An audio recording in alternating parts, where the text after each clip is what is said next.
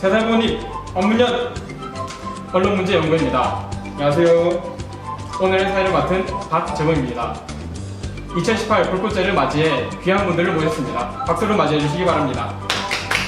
어서오세요. 민호식당 18호점 사장이 되고 싶은 안민우입니다. 반갑습니다. 아, 서면에 있는 그 민우시단 말인가요? 벌써 거기 18호점이 생겼어요? 사실 2호점까지밖에 없습니다. 에이! 안녕하세요. YG의 흐름을 보고 싶은 YG 엔터테인먼트 정현석입니다. 아직 정성원이 아닌가요? 예, 그렇습니다. 게스트 섭외에 조금 애로사항이 있는 것 같은데 그래도 한번 진행해보도록 하겠습니다. 격동의 역사를 지닌 우리나라인데요. 특히 지난 3-4년간 동안은 굉장히 많은 변화들이 있었습니다. 2017년 새 정부의 등장으로 한국의 정책 노선 또한 굉장히 많은 변화가 있어 왔는데요. 문재인 정부는 군 복무기간 축소, 남북평화 통일, 최저시급 인상 등 많은 변화들을 예고 및 실행하고 있습니다. 오늘은 이러한 변화들 중에서 최근 논란이 되고 있는 최저시급 인상에 관련하여 업문연 썰전을 진행해보도록 하겠습니다. 최저시급 인상 논란, 도대체 뭐가 문제인가요? 최저시급이란 국가가 임금의 최저 수준을 정하고 사용자들에게 이 수준 이상의 임금을 지급하도록 함으로써 저임금 근로자를 보호하는 제도입니다. 19대 대선 당시 문재인 후보를 포함한 모든 대선 후보들이 2020년 이내 혹은 2022년 임기까지 최저시급 만원 공약을 내세웠습니다. 문재인 정부 수립 후 2018년도에는 전년도 대비 최저시급이 16.4% 인상했고 2019년도에는 10.9%가 상승했습니다.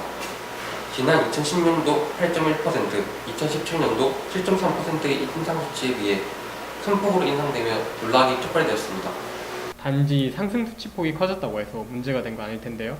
그렇습니다. 문재인 정부가 최저시급을 인상하는 대표적인 이유는 국민의 인간다운 삶을 보장하기 위해서입니다. 최저임금을 올리면 가계소득이 전체적으로 오르게 되고 가계소득이 오르면 서민층의 수입 확대로 국민 모두가 잘 사는 나라가 될 수 있기를 기대할 수 있습니다. 하지만 현실은 기대했던 것과는 다르게 다른 방향으로 나아가고 있다. 문재인 정부의 기대 효과가 충족되기 위해서는 물가와 임금의 격차가 벌어져서는 안 됩니다. 그러나 현 시점에서 임금 상승률은 물가 상승률에 비해 굉장히 낮은 편인데요. 1997년 대비 물가 상승률은 150%이지만 임금 상승률은 62% 못 미칩니다. 예를 들어 1997년 400원이던 이놈의 질소 과자가 2017년 1200원이 되었습니다. 그런데 평균 임금도 2배, 3배 되었나요? 아니요? 제저리 가림이란 거죠. 맞습니다. 따라서 노동자들의 임금을 높이는 것은 매우 중요한 과제로 작용합니다. 임금을 높이고 일자리를 늘리려면 어떻게 해야 할까요? 그냥 기업이 고용을 늘려서 인간다운 삶을 보장해주고 그리고 이뿐만 잘하면 됩니다. 근데 현실은 안 그렇다는 거죠. 그 프랜차이즈 본사에 폭리하고 그 건물주의 임대료 폭탄 그리고 기업의 착취 그리고 또 뭐냐 그 2명이서 일하는 거 1명이서 일하는 거하고 그 저녁 없는 삶 그런 것도 있지 않습니까? 한국의 경제 상황을 고려하지 않고 무작정 최저시급을 인상하는 것은 큰 문제입니다. 현재 한국은 2010년 이후 경상수지는 계속 흑자이나 불황형 흑자라고 하죠. 수출보다 수입이 훨씬 많이 줄어들어서 흑자가 난 상태입니다. 이 현상은 경제 성장과 대비해 국민들이 소득 성장이 뒷받침되지 않거나 혹은 소득 불평등으로 인해 중상층이나 저소득층의 소비가 줄어들었기 때문입니다. 네, 정부 정책의 기대 효과를 극대화시키지 못하고 있는 게 현 실정이라고 합니다. 그럼 과연 국민들은 최저시급 인상과 관련하여 어떤 생각을 가지고 있는지 함께 보시죠. 투자하는 시간만큼 돈이 많이 벌기 때문에 와 진짜 많이 버는 거 아닌가, 나중에 나한테 많이 쓰자라는 생각이 들겠지만 그만큼 자영업자들은 돈이 많이 줘야 되니까 알바생들한테 복지나 약간 일하는 인원이나 시간 같은 걸 많이 줄기 때문에 한 사람이 할 일을 진짜 나눠서 시키고, 그러니까 이 사람도 동의 안 되고 이 사람도 동의 안 되는 기라 너무 터무니없이 많은 때라든지 뭐 8천 얼마라든지 그런 데까지는 사실 안 올라가야 돼 지금. 최저시급 인상에 대해서는 반대하지 않고 오히려 최저시급 인상은 돼야 된다고 생각하는 입장이고, 내년 같은 경우에는 이제 복리후생비, 교통비, 식비 같은 게 이제 기본급에 다 포함이 되어 버리기 때문에 실질 임금은 결국 줄어들게 되겠죠. 물가는 계속 오르는데 임금이 줄어든다는 건 결국 최저시급 인상의 의미는 많이 퇴색이 된다고 생각합니다. 저도 용돈을 받고 알바를 하지 않는 입장에서 지금 최저시급이 오름에 따라서 그 고용주들도 많은 부담을 느끼고, 저같이 용돈을 한정되게 받는 입장에서는 아르바이트를 하고 싶어도 그런 최저시급 인상 때문에 좀 구하기 어려다 보니까 최저시급이 오르는 게 마냥 좋은 것 같지는 않습니다. 네, 국민의 인터뷰 잘 봤습니다.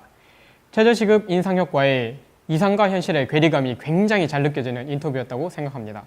저는 특히 막 사회인이 된 직장인 인터뷰가 굉장히 눈길이 왔습니다. 두 분은 어떻게 보셨나요? 미래의 YG 엔터테인먼트 직원이 될 제 가슴에 아주 와닿는 인터뷰였어요. 직장 여러분, 파이팅!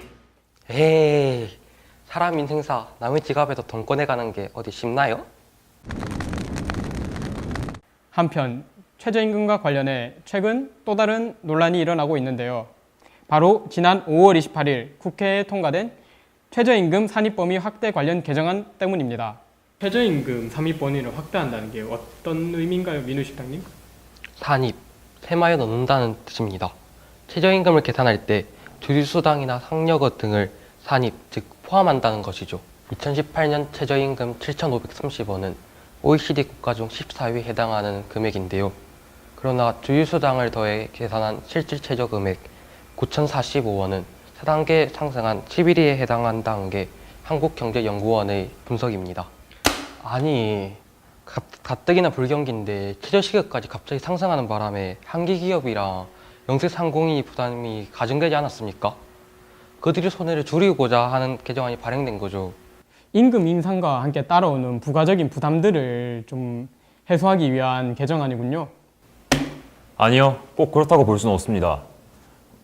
고용계는 반길 수 있을지 모르겠으나 노동계는 산입 범위 확대를 반대하고 있습니다. 왜냐하면 이를 확대하면 비정규직과 저임금 근로자, 노동자의 실질 임금 인상 폭이 줄어든다고 볼 수 있기 때문입니다. 꼬우면 사업 말고 사장을 하세요. 요즘 시대의 창업 얼마나 좋습니까? 야, 너 알바해 본 적 없지? 너 달마다 막 용돈 50만 원씩 받지, 어? 좋냐? 어? 좋냐고. 용돈 많이 받아 좋겠다, 어? 진짜 좋겠다. 자, 지금 뭐 토론하시는데 그렇게 싸우지를 마시고 저희 그러면 전문가들은 최저시급 인상과 관련해서 어떻게 생각하시는지 한번 들어보도록 하겠습니다. 과거 정부는 전체적인 그 경제 성장의 방향이 낙수 효과 중심이었거든요. 지금 이제 문재인 정부는 이제는 낙수 효과가 아니라 돈을 밑에서 위로 흐르게 하는 그런 분수 효과 쪽으로 방향을 잡고 최저임금 정책에 집중한 것을 보는데 저는 그 시도는 굉장히 괜찮았다고 봅니다. 우리 경제학의 기본 원리 중에 하나가 이제 수요의 법칙이거든요. 근데 수요 법칙은 뭐 대단한 게 아니고 가격이 비싸면 덜 사고 싸면 더 사는 거잖아요. 근데 이제 그 임금이라는 건 우리 근로자의 가격이거든요. 가격이 너무 비싸다 보니까 또는 너무 급격하게 오르다 보니까 사용자들은 이제 근로자를 사지 않게 되는 거죠.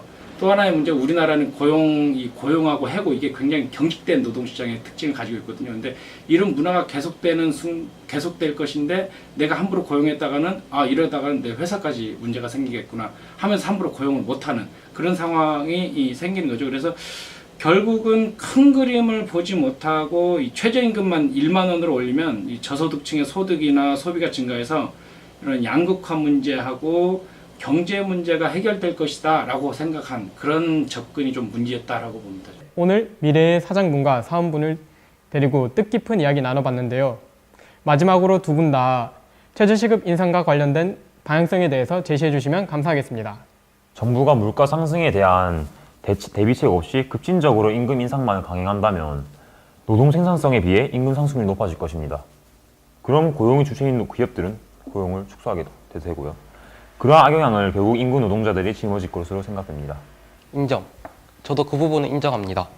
실제로 상공인들이 알바생을 조휴수당을 지급하는 게 힘들어 주일 15시간 미만 근로로 시간을 쪼개어 여러 명을 고용하는 경우도 있습니다. 저희 사촌 누나의 경우에도 연차 수당을 주기 싫어하는 사장님이 괴롭혀서 알바를 그만뒀다고 하더라고요. 고용계와 노동계의 입장을 모두 고려하는 대안책이 필요한 시점이라고 생각합니다.